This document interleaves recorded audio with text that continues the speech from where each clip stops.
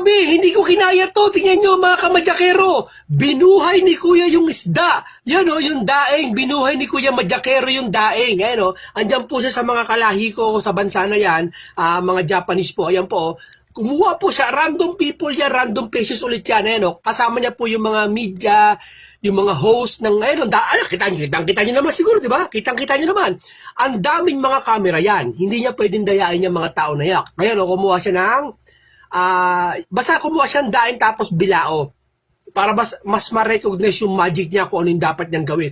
Nabuhay yan. Resurrect.